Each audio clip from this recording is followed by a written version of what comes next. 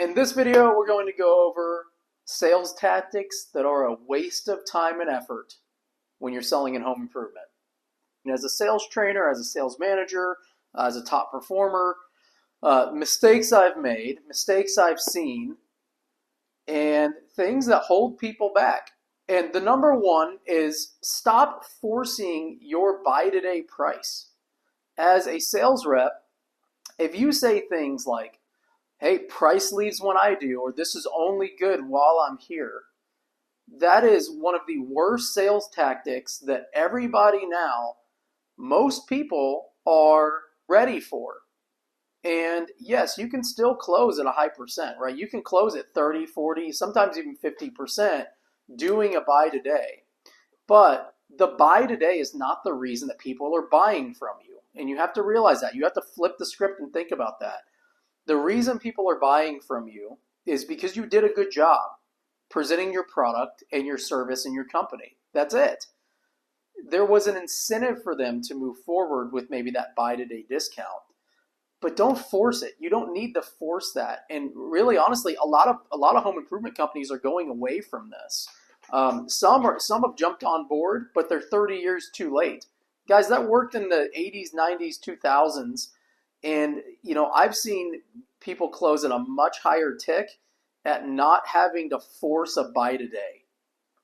Stop hiding behind it and do a better job at presenting your solution.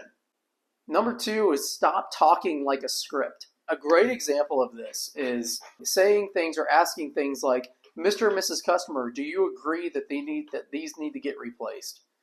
That to me, I don't use that at home with my wife. I'm like, hey wife, do you agree that we need to do the dishes? Do you agree that, no, I don't say it like that. I'm like, hey, I'll tell you what, these need to get done. It's just easier, guys, to be yourself. And if you come from a company that has kind of a script that you have to memorize, what I would challenge you with, rewrite that script for yourself. And I've actually been with a few companies this way in the past.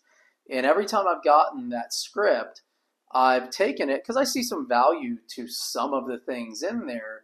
But what I did is grabbed a piece of paper or on my laptop and I put on the left side their script, I put on the right side how I would say it. And once you can start practicing that, you kind of develop your own sales process in a way that's going to make you sound like you and not have to use like a buy today promo to sell your deals. You can just be more genuine and actually start loving your job and not having to think about all this pressure behind you. Number three, stop letting the client lead the conversation.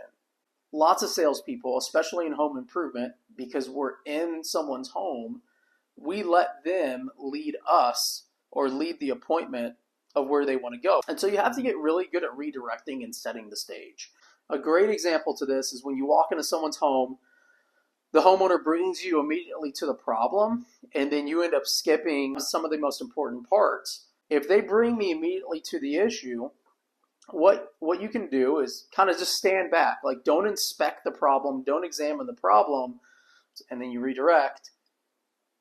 Have you ever done this before? Well, no, we haven't, or yes, we have. It's been, a couple of years since we had to get this replaced, or, this thing's really causing me problems. Yeah, we've had a lot of people come and fix it, or no, we never have. And this is a great opportunity for you to set an agenda. Number four is stop trying to be not so salesy. And what I mean by that is some of the best salespeople I've ever met have claimed that they are the least salesy person that you've ever met. It's absolutely not true. When you actually do ride-alongs with some of these reps, they're the most process-driven people I've ever met. And they will die on a hill that says they don't have a sales process and that they just have a conversation. Well, what's funny is when you go and ride with these people, they're telling the same stories every single time in their appointments. They're following the same directive every single time in their appointments.